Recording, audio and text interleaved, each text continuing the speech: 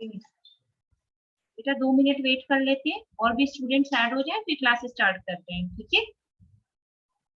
Yes ma'am.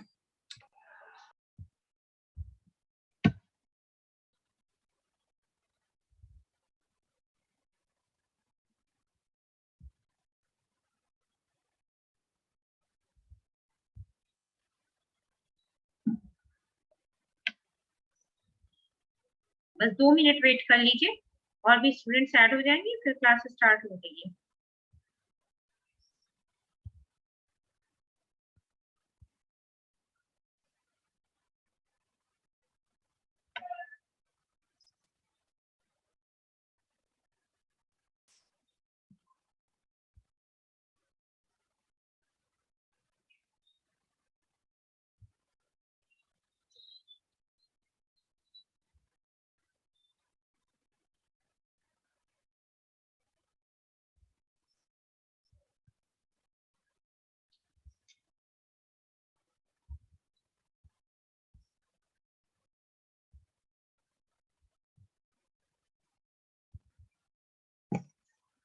तो class start करते हैं। कल वॉल्टर मॉडल कंप्लीट हो गया था, वॉल्टर मॉडल पे बात चल रही थी, बट शायद नेटवर्क इशू से चीजें क्लियर नहीं हो पाई थी, तो वॉल्टर मॉडल आज फिर से रिपीट कर रहे हैं, उसकी अजम्पशंस वगैरह सब कुछ। हमारा जो वॉल्टर मॉडल था उसमें कुछ पॉइंट्स पर या कुछ बातों पर लेकर क्रिटिसिज्म था, इसी वजह से गॉर्डन मॉडल को इंट्रोड्यूस किया गया। गॉर्डन मॉडल भी हमारे डिविडेंड पर ही बेस्ड था, डिविडेंड की रेलेवेंस थ्योरी पर ही। इसकी जो प्रोफाउंडर थे या जिस पर्सन ने इसे इन्वेट किया या सजेस्ट किया या कॉन्सेप्चुलाइज किया, जो भी कह लें, वो हमारे थे मायरियन गॉर्डन, ठीक है? कुछ बेसिक से assumptions थे जिन पर बेस्ड था गॉर्डन मॉडल। वो क्या थे? First assumption is all equity form. Gordon के अकॉर्डिंग जो ये डिविडेंड उनका जो डिविडेंड पॉलिसी को लेकर मॉडल था, उसमें उन्होंने ये अज्यूम किया कि firm has no debt, it is fully equity firm. Means firm के पास कोई भी डेट का मिक्स है ही नहीं, फर्म जो है फुली डेट फर्म ना होकर सिर्फ और सिर्फ ऑल इक्विटी फर्म है। Next, no external financing. Fund इनके अकॉर्डिंग मींस गॉर्डन के अकॉर्डिंग फर्म को किसी भी एक्सटर्नल फाइनेंसिंग की जरूरत नहीं थी। फर्म में जो भी फंड्स की नीड्स वगैरह थी वो फर्म खुद से अपने किससे, जो भी उसके कह सकते हैं जो भी उनके शेयर्स थे या जो भी उनके इंटरनल इन्वेस्टमेंट थे, उसके थ्रू वो अपनी डेट ओवरऑल फर्म की फाइनेंसिंग कर सकती है, ठीक? नेक्स्ट है constant return. Constant return mean firm का ये कहना था कि any how any which type of situations or circumstances firm has to face, it will always receive constant return, ठीक है? हालांकि ये कुछ हद तक गलत भी है, क्योंकि अगर हमारा इन्वेस्टमेंट ज्यादा अमाउंट का होगा तो ऑब्वियसली हमारा रिटर्न भी कहीं ना कहीं बढ़ जाएगा, बट इस मॉडल के अकॉर्डिंग जो रिटर्न था वो कांस्टेंट था। नेक्स्ट है constant cost of capital. Same चीज, जैसे रिटर्न कांस्टेंट था वैसे ही कॉस्ट ऑफ कैपिटल भी गॉर्डन मॉडल के अकॉर्डिंग कांस्टेंट ही थी, ठीक है? Perpetual earning.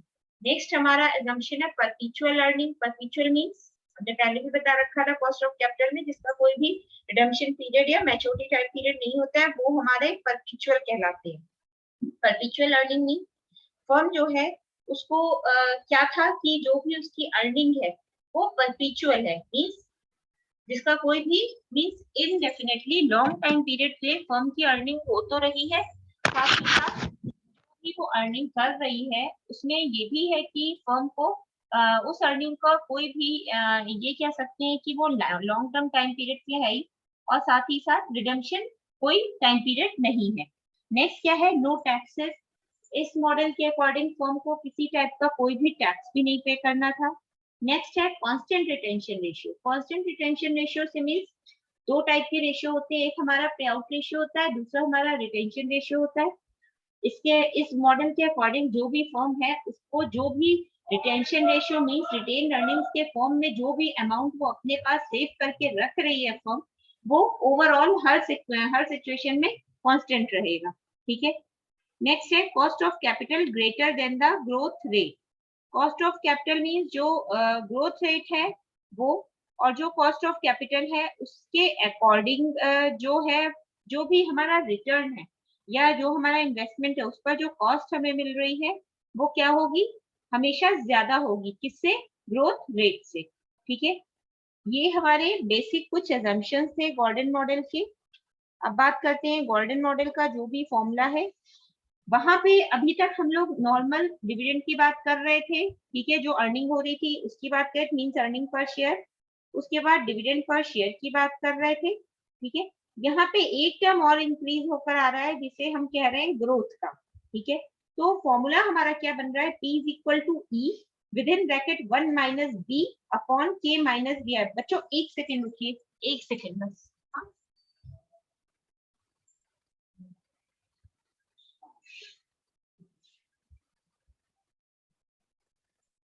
हाँ, तो P हमारा यहाँ पे क्या है, प्राइस ऑफ शेयर है, ठीक है, means price means market price.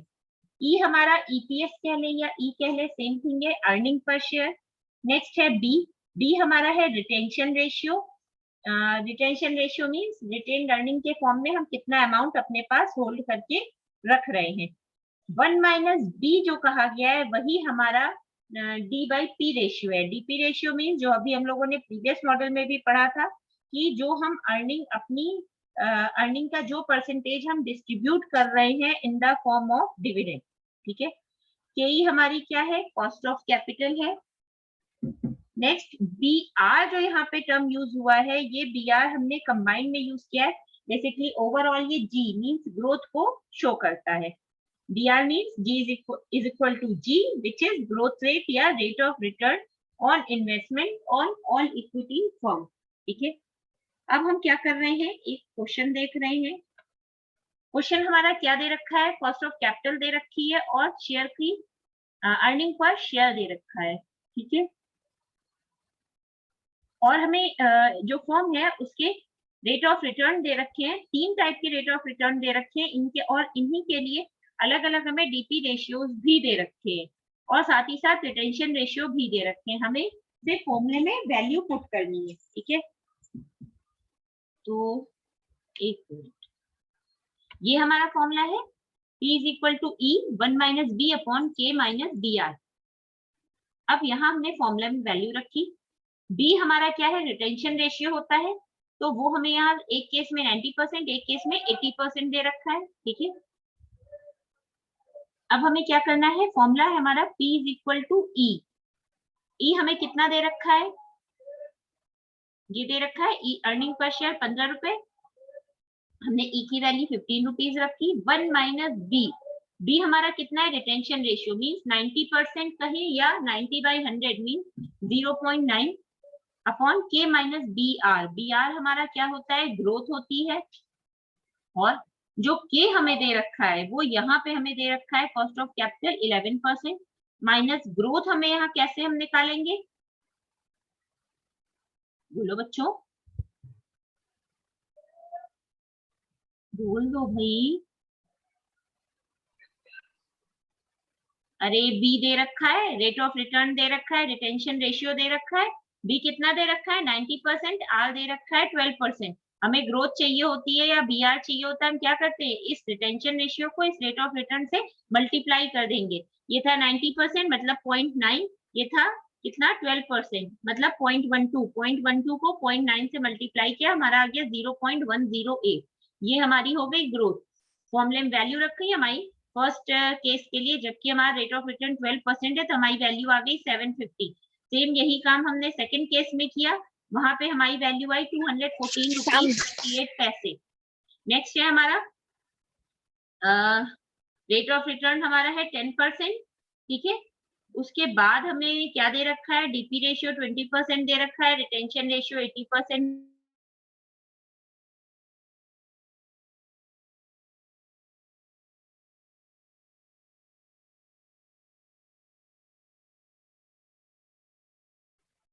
Sorry वो म्यूट हो गया था। नेक्स्ट हमारा थर्ड केस भी, मैम एक चीज क्लियर करना था। एक चीज और, हमें हर केस यहाँ पे 3 रेट ऑफ रिटर्न 3 टाइप के दे रखे हैं, ठीक है, और तीनों के लिए हमें 2 डीपी रेशियो दे रखे हैं और 2 रिटेंशन रेशियो। हर एक केस के लिए हम पहली बार में 10% डीपी रेशियो, 90% रिटेंशन रेशियो, दूसरी बार में 20% डीपी रेशियो और 80% रिटेंशन रेशियो। दोनों से ही हम लोग को सॉल्व करना है, ठीक है। तो हमारा रेट ऑफ रिटर्न पहला हो गया 12%, दूसरा हो गया 11%, थर्ड हो गया 10%। इस तरीके से हम सॉल्व कर लेंगे, ठीक है। अच्छा, अब हम बात करते हैं, ये तो हमारा हो गया बेसिक एजम्पशन और उस हमें पर एक चीज फॉर्मूला क्लियर और करना उस था। फॉर्मूले पर बेस्ड क्वेश्चन। अब हमें किन किन पॉइंट्स पर क्रिटिसिज्म फेस करना पड़ा, ठीक है। क्रिटिसिज्म क्या था, वॉल्टर मॉडल की तरह ही गॉर्डन मॉडल को भी बहुत हद तक क्या करना पड़ा, क्रिटिसिज्म फेस करना पड़ा। क्रिटिसिज्म ऑलमोस्ट सेम ही थे, क्योंकि जिन प्रॉब्लम से वॉल्टर मॉडल सफर कर रहा था एज इट इज बहुत सारी ऐसी प्रॉब्लम्स थी जो गॉर्डन मॉडल में थी, लाइक कि कांस्टेंट रेट ऑफ रिटर्न रहेगा या कांस्टेंट कॉस्ट ऑफ कैपिटल रहेगी, ठीक है। ये सारी चीजें कांस्टेंट नहीं रहती हैं, कुछ ना कुछ चेंजेस होते ही हैं, ठीक है। इस वजह से इन मॉडल्स के बाद फिर से हमें एक इनकी क्रिटिसिज्म के बेसिस पर हमें क्या मिला, एक दूसरा मॉडल मिला जिसे हमने, एक मिनट रुकना, मैम हाइपोथेसिस कहाँ है, एक सेकेंड रुकना बच्चों। हाँ, हमारा गॉर्डन मॉडल हो गया, वॉल्टर मॉडल हो गया, ठीक है। अब हमारी क्या थी, एक नई अप्रोच को निकाला गया। ये अप्रोच ऐसा माना जा रहा था कि जो जो प्रॉब्लम्स या जो जो ये कह सकते हैं कि जो भी प्रॉब्लम्स हमारे वॉल्टर मॉडल और गॉर्डन मॉडल के असम्पशंस में थी, उसको हम रिमूव कर सकते हैं। किस तरीके से, किस तरीके से कर सकते हैं, इस नई अप्रोच के थ्रू, ठीक है। इसमें इस अप्रोच, रेजिडुअल अप्रोच जिसे कहा गया है, ट्रेडिशनल अप्रोच भी कहा गया, जो अभी तक हम पढ़ रहे थे वो हमारी रेलेवेंस अप्रोच थी। इररेलेवेंस अप्रोच भी हमें पढ़ने को मिलेंगी, बट वो हम लीवरेज में पढ़ेंगे, ठीक है। तो अब हम बात करते हैं इस अप्रोच की। तो अकॉर्डिंग टू दिस थ्योरी, इस थ्योरी के अकॉर्डिंग जो डिविडेंड डिसीजन होता है उसका फर्म की के जो शेयर्स का प्राइस होता है उस पर, या जो भी फर्म की वेल्थ है या शेयर होल्डर्स की जो वेल्थ है उस पर एज सच कोई बिग इफेक्ट नहीं पड़ता है, ठीक है।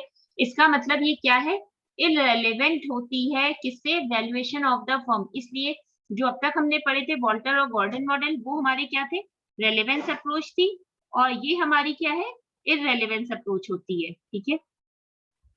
अब इररेलेवेंस अप्रोच के लिए क्या था कि ये जो थ्योरी थी ये भी डिविडेंड डिसीजन पर ही बेस्ड थी, बट इसके कुछ डिफरेंट एजम्पशंस थे कि लाइक जो भी रिटेंशन, क्या क्या एजम्पशंस थे ये हम पहले पढ़ते हैं।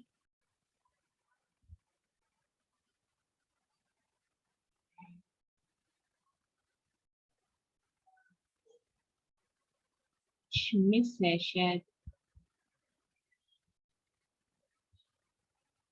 एक्चुअली एक पेज यहाँ पे मिसिंग है। एक काम करते हैं, हम ये जो ट्रेडिशनल अप्रोच है ये नेक्स्ट लेक्चर में क्लियर कर देंगे, और वो चीज वो पेज अभी हम ऐड भी नहीं कर पाएंगे इस वजह से भी। तो ऐसा करते हैं, जो इसके बाद का टॉपिक है लीवरेज एनालिसिस, जो बाद में पढ़ाना था, पहले वो कंप्लीट कर देते हैं। ये अप्रोच हम इसके नेक्स्ट लेक्चर जब भी होगा, फ्राइडे को होगा, तब करा देंगे, ठीक है। परेशान नहीं होना, हम करा देंगे। पहले यार लीवरेज पढ़ लेते हैं। ये बताओ, वॉल्टर और गॉर्डन मॉडल तो क्लियर है ना सबको? बोलो बच्चों, तुम ही लोगों से पूछ रहे हैं।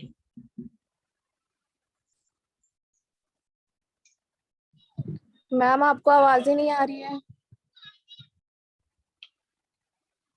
वॉल्टर और गॉर्डन मॉडल क्लियर है सबको? मैम कायनात कुछ पूछना है, आपके पास आवाज नहीं आ रही उसकी? नहीं, अभी तक तो नहीं। क्या पूछना है बच्चों, बोलो बोलो बेटा। कायनात बोलो, क्या पूछना है?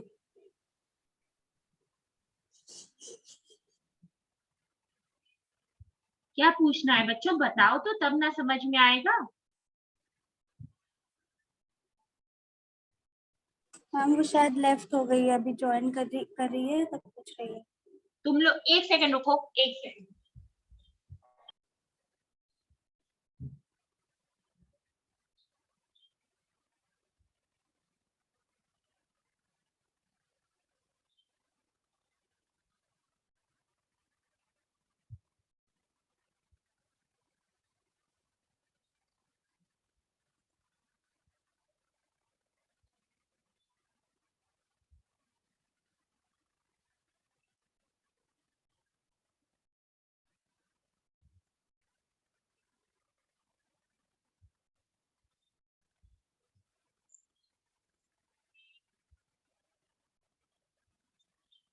एक्चुअली बच्चों क्या है, एक फोन कॉल आ रहा है स्टूडेंट्स का, इसीलिए क्लास डिस्टर्ब हो रही है। कायनात ने कुछ बताया, उसे क्या पूछना है?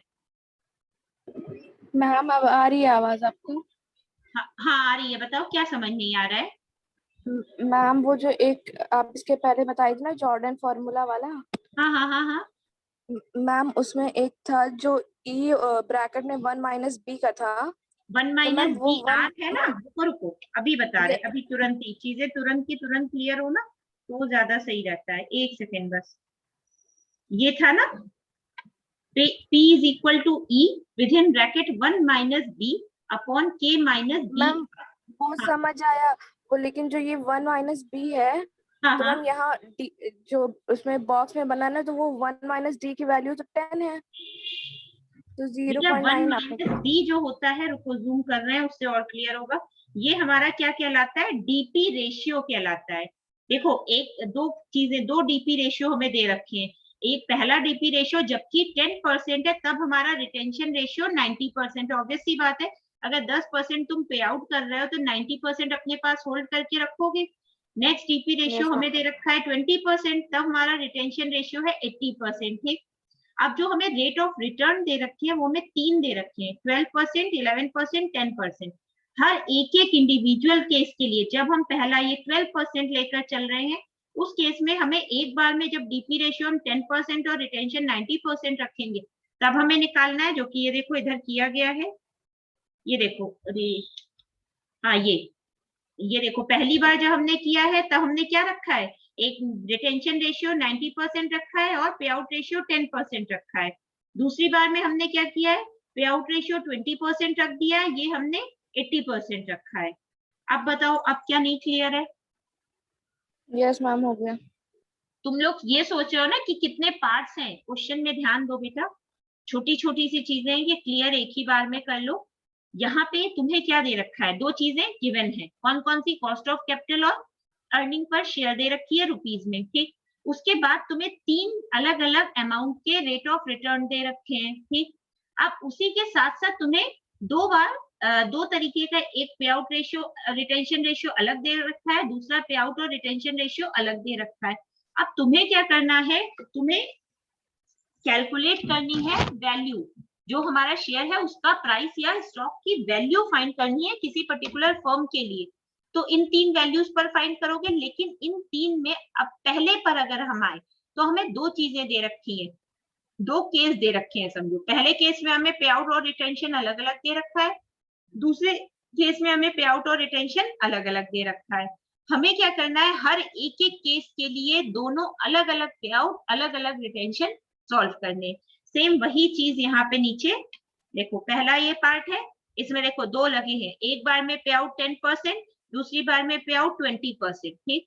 फिर नेक्स्ट तुम दूसरे पर आई, पहला तो 12% पर था, दूसरा हमारा 11% पर था। यहाँ पे एक बार में 10% और 90%, और जब हमने इधर ये दूसरा सॉल्व किया तब 20 और 80%। ठीक।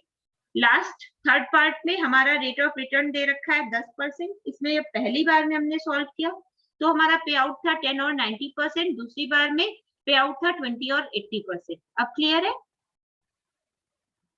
Yes ma'am. ओके। बहुत इजी है, इसमें आज सच कुछ टफ नहीं है। बस हमें इसमें ये बताना होता है कि जब हमारा रेट ऑफ रिटर्न हमारी कॉस्ट ऑफ कैपिटल से जैसा रहता है, अगर बड़ा होता है दैट मीन्स हमारी फर्म क्या है? ग्रोथ फर्म है। छोटा होता है दैट मीन्स हमारी फर्म क्या है? डिक्लाइनिंग फर्म है। अगर रेट ऑफ रिटर्न और कॉस्ट ऑफ कैपिटल इक्वल हो जाता है, तब वो फर्म हमारी नॉर्मल फर्म हो जाती है। अब क्लियर हुआ कुछ?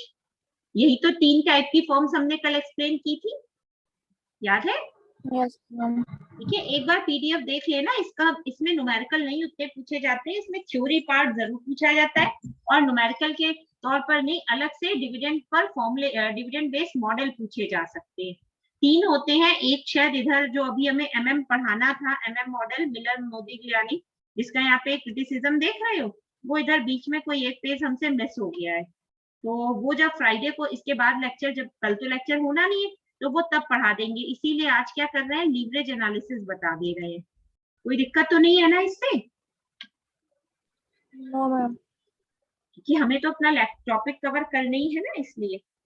अब बात करते हैं लीवरेज एनालिसिस की। अगर हम सिंपल एक वर्ड लीवरेज टर्म, इस लीवरेज टर्म की बात करें तो इसको हम बेसिकली कहते हैं प्रॉफिट, फायदा या रेवेन्यू, कि अगर हमने 100 रुपए लगाए हमें 120 रुपए मिले तो ये जो 20 रुपए है यही हमारा क्या बन जाता है, लीवरेज बन जाता है। ठीक है, क्योंकि अगर देखा जाए 100 रुपए तो तुम्हारी वही इन्वेस्टेड अमाउंट हुआ, एक्स्ट्रा जो मिलता है वही तो हमारा प्रॉफिट होता है, तो एक्स्ट्रा कितना मिल रहा है, 20 रुपए।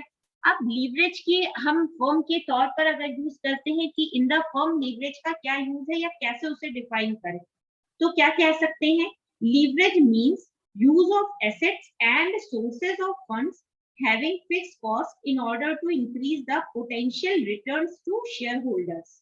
इसका मतलब कि हम अपने एसेट्स को या जो हमारे फंडिंग के सोर्सेज हैं उनको इस तरीके से यूज करें जिससे हमारी जो फिक्स कॉस्ट है, ठीक है, उसके साथ साथ हमारा जो फिक्स कॉस्ट को इंक्लूड करते हुए जो हमारा रिटर्न है शेयर होल्डर को लेकर, ठीक है, पोटेंशियल रिटर्न इसलिए कहा गया है क्योंकि जब तक कोई चीज हमारी कंफर्म नहीं होती है तब तक उसके साथ एक टर्म हमारा पोटेंशियल लगा होता है। ठीक है, तो पोटेंशियल जो रिटर्न होता है शेयर होल्डर का उसको हम इंक्रीज कर सकें। ठीक है, अगर बेसिकली हम नॉर्मल वे में बात करें तो जो हमारा लीवरेज होता है ये दो जो इंटर रिलेटेड वेरिएबल्स होते हैं बेसिकली उनके बीच की रिलेशनशिप को ही शो करता है।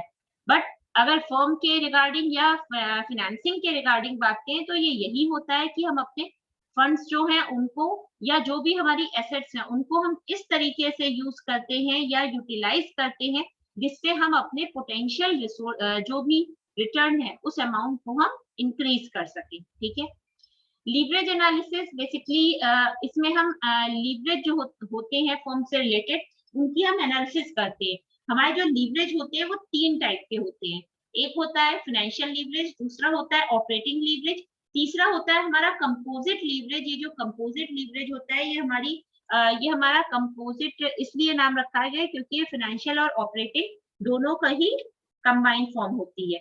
अब अगर ऑपरेटिंग लीवरेज की बात करें तो ऑपरेटिंग लीवरेज नाम से ही पता लग रहा है, जबकि जो भी फर्म की जो सेल्स होती है उसमें जो भी चेंजेस हो रहे होते हैं with the change in fix cost, firms की जो भी फर्म में फिक्स कॉस्ट जनरेट हो रही है, इनकर हो रही है। एक सेकंड बच्चों रुकना, एक सेकंड।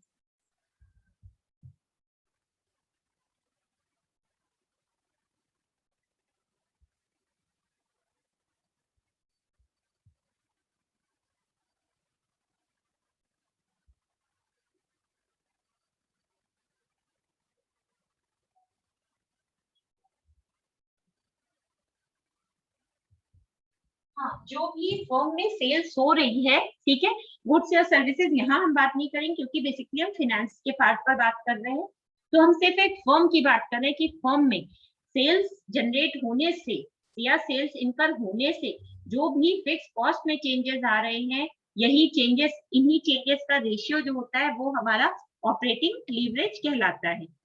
लाइक फॉर्मूला हमारा फिर क्या हो गया, देखो नॉर्मल अगर हम बात करें तो हमारा फर्म में जो फिक्स कॉस्ट होती है उसको हम क्या कह सकते हैं, देखो यहाँ पे दे रखा है contribution upon operating profit. Contribution सब लोग पढ़ चुके हो, कंट्रीब्यूशन याद होगा, पढ़ रखा है। मैनेजमेंट अकाउंटिंग में क्या फॉर्मूला होता है, C is equal to F plus P, sorry fix cost plus profit या सेल्स माइनस वेरिएबल कॉस्ट, यही होता है। तो अगर कोई हम क्वेश्चन की चलो बात बाद में करते हैं, ऑपरेटिंग लीवरेज हमारा क्या होता है, contribution divided by operating profit. Operating profit हमारा क्या हो सकता है, जो हमारा प्रॉफिट से प्रॉफिट के टर्म्स में जो हमारा फॉर्मूला निकल कर आता है वो means contribution minus fix cost. Contribution का फॉर्मूला हमने 2 बताए थे, क्या क्या होते हैं, एक तो S minus VC means sales minus variable cost, दूसरा होता है F plus P। F plus P means fix cost plus profit. अब अगर आपको फिक्स कॉस्ट दे रखी है और क्या दे रखा है, कंट्रीब्यूशन दे रखा है, प्रॉफिट अगर आपको निकालना हो तो ये जो C is equal to F plus P होता है। जब P इज इक्वल टू के एक साइड आएगा तो P is equal to C minus F बन जाएगा। सेम वही चीज यहाँ पर हुई है। और जब यही चेंजेस जो हमारे हो रहे होते हैं इसको हमें परसेंटेज में शो करना होता है, तब हमारा जो सिंपल ऑपरेटिंग लीवरेज है ये हमारा बन जाता है डिग्री ऑफ ऑपरेटिंग लीवरेज, जिसे हम शॉर्ट में DOL भी कहते हैं।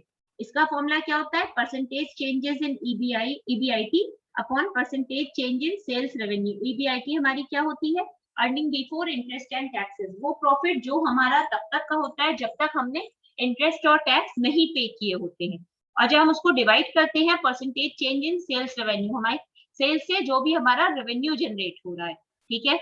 बेसिकली जो ऑपरेटिंग लीवरेज होता है वो हमें बताता है कि जो भी हमारी सेल हुई है हमारी फर्म में, उससे हमारी इनकम पर क्या इफेक्ट आया है, ठीक है। लाइक ये क्वेश्चन देखो, अगला क्वेश्चन हमें क्या दे रखा है, हमें ऑपरेटिंग लीवरेज फाइंड करना है, हमें वेरिएबल कॉस्ट दे रखी है, फिक्स कॉस्ट दे रखी है, सेल्स दे रखी है और इंटरेस्ट दे रखा है, ठीक है। ऑपरेटिंग लीवरेज का हमारा फॉर्मूला, ऑपरेटिंग लीवरेज कहें या डिग्री ऑफ ऑपरेटिंग लीवरेज कहें, सेम थिंग होती है। तो ऑपरेटिंग लीवरेज का हमारा फॉर्मूला क्या होता है, percentage change in EBIT upon percentage change in sales revenue. EBIT हमारी कैसे निकलती है, earning before interest and taxes, ठीक है। Earning before interest and taxes के लिए हम क्या करते हैं, हमें यहाँ पे इंटरेस्ट दे रखा है बट टैक्स नहीं दे रखा है, तो जितने भी कॉस्ट इनकर हो रही है वो सब हम किससे लेस कर देंगे, अपनी सेल्स से। तो उससे हमें क्या मिल जाएगा, जो भी हमारी अर्निंग है वो मिल जाएगी।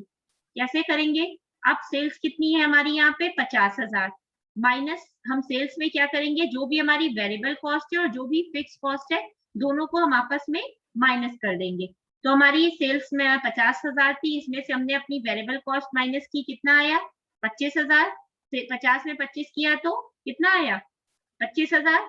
फिर एक और चीज देखो, फिक्स कॉस्ट जो हमें दे रखी है उसमें एक और चीज देखनी है कि फिक्स कॉस्ट में से ही हमने इंटरेस्ट भी माइनस कर लिया है, मतलब इस 15,000 में हमने 5,000 और माइनस किया, कितना बचा 10,000। तो 25 में 10,000 माइनस किया, हमारा कितना आया 15,000, ठीक है। अब हमारा ये टोटल जो आ गई ये हमारी क्या हो गई, ईबीआईटी। ईबीआईटी हमारा कितना आ गया 15,000, ठीक है। अब हमारा फॉर्मूला क्या होता है, percentage change in EBIT upon percentage change in sales volume, यही तो होता है, percentage change in EBIT upon percentage change in sales volume. अब डिग्री ऑफ ऑपरेटिंग लीवरेज का जो हमारा फॉर्मूला है, जो हमारी सेल्स है उसी से ही हमारी क्या निकल रही है, क्या निकलेगी, उसी से हमारी वेरिएबल कॉस्ट भी वहीं से हमारी निकल रही है, फिक्स कॉस्ट भी और इंटरेस्ट भी। तो अब हमें क्या निकालना है, परसेंटेज चेंज जो हमारा हुआ है किसमें, ये जो तुमने ईबीआईटी निकाला है ये क्या है, बच्चों बोलो, देखो डिग्री ऑफ ऑपरेटिंग लीवरेज का हमारा फॉर्मूला ऊपर हमें क्या दे रखा था, percentage change in EBIT upon percentage change in sales revenue, ठीक है। ये हमारा फॉर्मूला तो था डिग्री ऑफ ऑपरेटिंग लीवरेज का, बट एक चीज और, ये हमारा सिर्फ और सिर्फ तब डील करेगा जब हमें नॉर्मल कोर्स में ईबीआईटी दे रखा है सिंपल वे में कि इतने हजार ईबीआईटी, ठीक है, और या फिर हमें सीधा सीधा सेल्स वॉल्यूम दे रखा है। बट यहाँ पे हमें सेल्स वॉल्यूम तो दे रखा है बट नॉर्मल कोर्स में ईबीआईटी हमें नहीं दे रखी, हमें variable cost, fix cost, sales, interest सबके साथ कंबाइंड फॉर्म में दे रखी है। इसके लिए हम क्या फॉर्मूला लगाएंगे, जो ये हमें दे रखा है डीओएल का, क्या S minus VC upon EBIT, sales minus variable cost. Sales हमें कितनी दे रखी है 50,000, वेरिएबल कॉस्ट हमें कितनी दे रखी है 25,000, 50 में 25,000 माइनस किया कितना आया 25,000, तो ये न्यूमरेटर का अमाउंट हो गया हमारा 25,000। अब हमें ईबीआईटी यहाँ पे प्रॉपर निकालना है। ईबीआईटी के लिए हम क्या करेंगे, जो भी हमने बताया कि सेल्स में से वेरिएबल कॉस्ट लेस करो, फिक्स कॉस्ट लेस करो, साथ ही साथ इंटरेस्ट भी लेस करो, तो हमारा कितना आ जाएगा, कितना आ जाएगा 15,000 आ गई हमारी ईबीआईटी। अब हम डिग्री ऑफ ऑपरेटिंग लीवरेज निकाल लेंगे, कैसे 25,000 डिवाइडेड बाई 15,000, तो ये हमारी क्या हो गई डिग्री ऑफ ऑपरेटिंग लीवरेज। अगला क्वेश्चन भी देखो, अगले क्वेश्चन, अच्छा इस क्वेश्चन के 2-3 पार्ट्स हैं, एक काम करते हैं बच्चों, ये जो आगे का पार्ट है क्वेश्चन 6 जो है मतलब सेकंड क्वेश्चन, ये नेक्स्ट लेक्चर में समझाएं, कोई दिक्कत तो नहीं है, बोलो बच्चों, तुम्ही लोगों से पूछ रहे हैं। वो मैम ओके, और ये जो अभी समझाया है डिग्री ऑफ ऑपरेटिंग लीवरेज, ये क्लियर है। वैसे जनरली इसके क्वेश्चंस यही पूछे जाते हैं, सिर्फ और सिर्फ टाइप्स पूछे जाते हैं लीवरेज एनालिसिस मतलब लीवरेज के, और उसमें डीओएल भी पूछा जाता है और ओएल भी पूछा जाता है, ठीक है। तो एक काम करते हैं, ये स्टार्ट करेंगे, ये पहले खत्म कराएंगे ऑपरेटिंग लीवरेज, उसके बाद फिर एमएम हाइपोथेसिस जो पेंडिंग में है वो कराएंगे। उसके बाद हम क्या शुरू कराएंगे, जो फिर से वापस लीवरेज एनालिसिस पर फाइनेंशियल और कंपोजिट लीवरेज की बात करेंगे। ठीक है, ओके बच्चों, ओके फाइन, ठीक है, फिर हम क्लास वाइंड अप करते हैं। हाँ, thank you students. Thank you ma'am. Okay बेटा।